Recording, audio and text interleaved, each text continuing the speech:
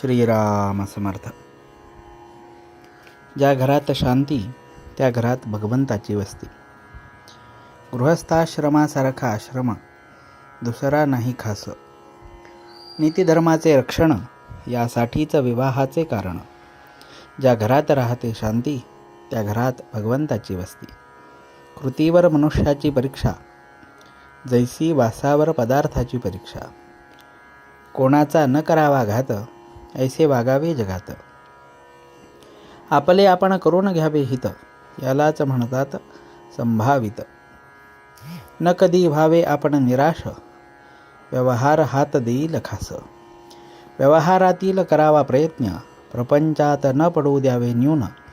रोगाची भीती न ठेवावी चित्ती. रोगाला उपचार करावे जरी बहुत तरी कष्टी न होऊ द्यावे चित्त. आप्त इष्ट सखे सज्जन यांचे राखावे समाधान.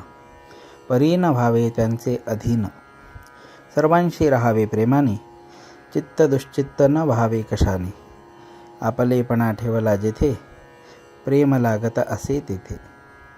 ज्या घरात स्वार्थाचे मान बळावले तेथे समाधानाचे मान कमी झाले.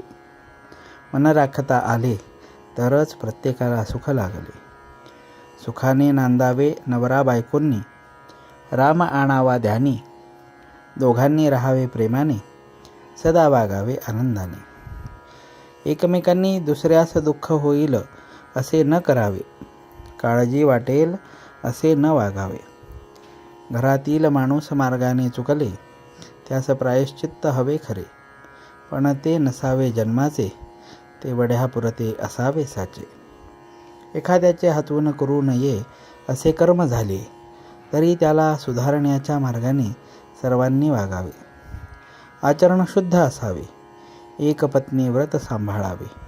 प्राण गेला तरी परद्वार करू नये. कोणतेही व्यसन करू नये. नीच संगत धरू नये. भलते काम करू नये. गृहछिद्र कोणा सांगू नये. आपला बोज आपण घालवू नये.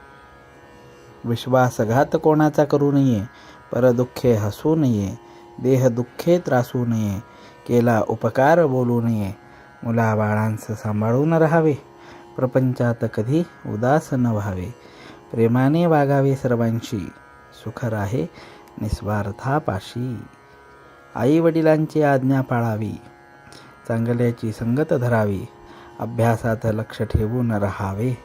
भगवंताचे नामस्मरण करावे. नामापरते न माना तुझे साधन जैसे पतिव्रतेस पती प्रमाण.